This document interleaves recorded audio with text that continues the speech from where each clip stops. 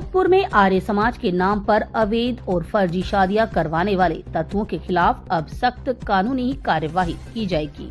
यह चेतावनी सार्वदेशीय आर्य प्रतिनिधि सभा नई दिल्ली के प्रधान स्वामी आर्यवेश ने शनिवार को आयोजित प्रांतीय बैठक में दी।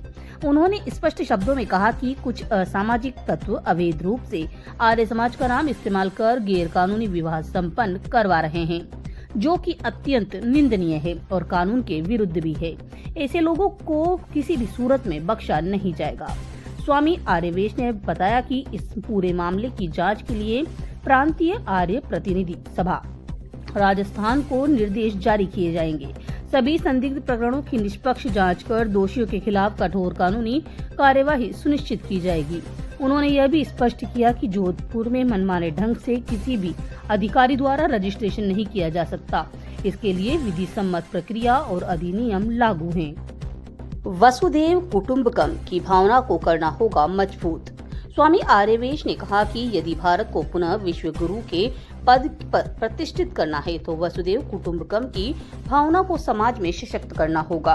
उन्होंने कहा कि समाज सौहार्द, समरसता और नैतिक मूल्यों से ही देश की उन्नति की ओर अग्रसर हो सकता है।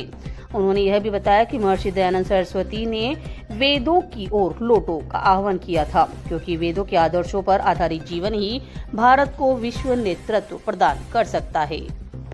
की पुनर्स्थापना करी, उनका 100वां बलिदान दिवस है और उसी उपलक्ष्य में, क्योंकि स्वामी श्रद्धानंद बहुत बड़ी ताकत है इस देश की। जब 1919 13 अप्रैल को जलियांवाला बाग का हत्याकांड हुआ और उसके बाद आज़ादी का आंदोलन रुक गया, तब महात्मा गांधी जी और उनके समकक्ष जितने बड़े नेता थे, सबने स्वामी श्रद्धानंद जी को चुना और जो अधिवेशन हुआ अमृतसर में 1919 में, उसकी स्वागताध्यक्ष की जिम्मेदारी स्वामी श्रद्धानंद जी ने ली और आज़ादी का आंदोलन दोबारा से आगे बढ़ा। चाहे आज़ादी के आंदोलन की बात हो, चाहे महिला शिक्षा की बात हो, चाहे गुरुकुल शिक्षा प्रणाली की बात हो, इन सारे मुद्दों के ऊपर स्वामी श्रद्धानंद जी ने काम किया। उनका बलिदान दिवस है, ये 100वां बलिदान दिवस आ रहा है। इसी उपलक्ष्य में जैसे पूज्य गुरु जी ने बताया कि 5 मार्च से जो है रोहतक से उस कार्यक्रम की शुरुआत करें संस्कृति रक्षा अभियान की, तो 23 दिसंबर 2026 तक कांगड़ी जो है गुरुकुल है हरिद्वार में, वहाँ जाकर के उस पूरे कार्यक्रम का समापन भी होगा। उस कार्यक्रम में जहाँ देश के लोग रहेंगे, वहीं कम से कम 30 विदेशों से भी जो है 30 देशों के प्रतिनिधि उस कार्यक्रम में शामिल रहेंगे स्वामी श्रद्धानंद जी को अपनी ओर से श्रद्धांजलि देने के लिए। और वहाँ पर खास करके चर्चा होगी कि जो वैकल्पिक शिक्षा प्रणाली है उसको कैसे पुनर्स्थापित किया जाए, और जो प्राचीन शिक्षा पद्धति है, वैदिक शिक्षा पद्धति है, वैदिक विचार है, विचारधारा है, वेद की विचारधारा है, उनको कैसे मूर्त रूप दिया जाए, वो सारा का सारा प्रकल्प जो है वहाँ स्थापित किया जाएगा, रखा जाएगा, जिसमें पूरे देश से 1 लाख लोग उस कार्यक्रम में रहेंगे। और ये पूरा जो वर्ष है, आर्य समाज की स्थापना का 150वां वर्ष चल रहा है और स्वामी श्रद्धानंद जी के बलिदान का यह 100वां वर्ष चल रहा है, तो इसी उसमें 1 लाख नवयुवकों को आर्य समाज में जोड़ने का एक संकल्प भी है, जिनको 7-7 दिन के शिविर, 5-5 दिन के शिविर और 2-2 दिन के शिविरों के माध्यम से जोड़ा जाएगा। उसके साथ-साथ संगोष्ठियों का आयोजन और युवा सम्मेलनों का आयोजन करके 1 लाख नवयुवकों को इस वर्ष में आर्य समाज से जोड़ने का संकल्प है। प्रांत आर्य प्रतिनिधि सभा है, उसने उसको मान्यता दे रखी है। यदि हमारी इकाई ने उसको मान्यता दी है तो वो हो सकता है कि टेक्निकल कमी से उसका गलत हुआ, अदरवाइज उसको अधिकार होगा। परंतु जो अनधिकृत आर्य समाजें हैं, नाम आर्य समाज रख रखा है, लेटर पैड भी छपवा लेते हैं और फिर इस तरह की शादी करा के जो देते हैं, वो बिल्कुल गलत है, इलीगल है। क्योंकि सार्वदेशिक सभा का रजिस्ट्रेशन आज से लगभग 115 साल पहले होता है और उस समय उस संविधान में साफ लिखा हुआ है कि इस संस्था की प्राथमिक इकाई का नाम आर्य समाज था, अर्थात आर्य समाज ऑलरेडी रजिस्टर्ड है।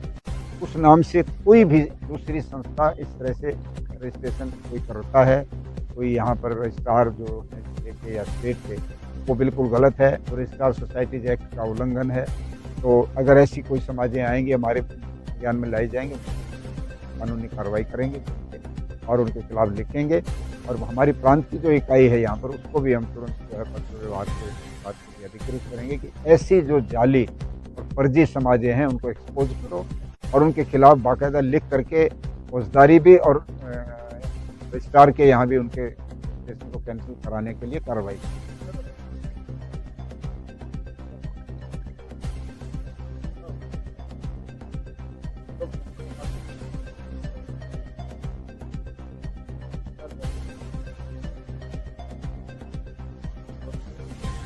Right.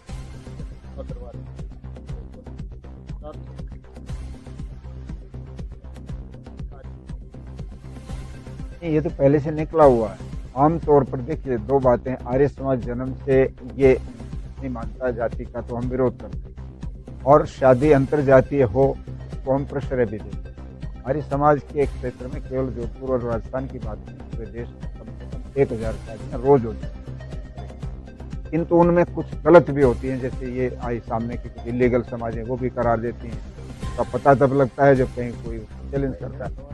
तो मैं ये कह रहा हूँ कि ये बात तो ऑलरेडी है कि जब वो शादी होती है और मान लो कि उसमें कोई माता पिता सहमत नहीं है, ठीक है, उस अवस्था में कुछ उसकी फॉर्मल रिक्वायरमेंट है वो पूरी करवानी होगी। उनका एफिडेविट लेते हैं क्लियर कट, उनका डेट ऑफ बर्थ जो है सर्टिफिकेट लेते हैं बाकायदा टेस्टेड किसी अथॉरिटी से, तब जाकर के उनको शादी के बंधन में बंधने के लिए आर्य समाज तैयार होता है। पूरी फॉर्मेलिटी चेक करके होता है।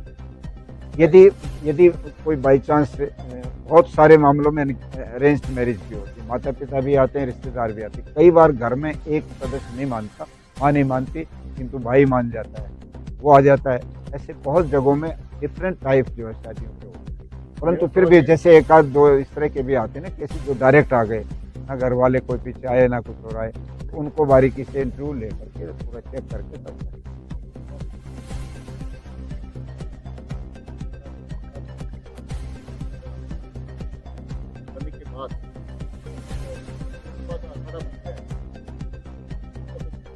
नहीं, प्रेम विवाह का अखाड़ा तो इसको अब इस रूप में कहेंगे, क्योंकि हमने सर्वे भी कराया है।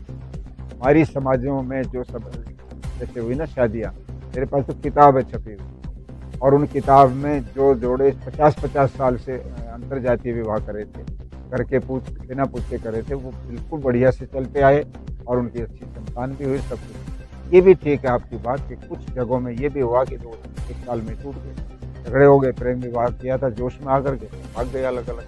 तो हम इस तरह की गलत प्रवृत्ति को बढ़ावा बिल्कुल नहीं देते, उसको बाकायदा आते भी हैं, तैयार भी करते हैं कि भाई अगर आप यहाँ आए हो और आप आर्य समाज के सदस्य बन के कर रहे हो इसमें, तो इन नियमों को पालन करोगे तो आगे करो, अदरवाइज और कहीं तो पूरे कमिटेड होकर के ही करते हैं, उसको फिर दे देते हैं, नहीं तो अभियान रुक जाएगा ये।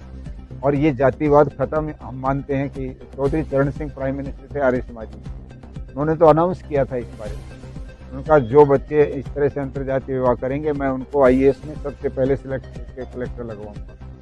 तो उनका बयान आया था, उन्होंने अपनी 3 लड़कियों की शादी अंतर्जातीय विवाह में करी और साथ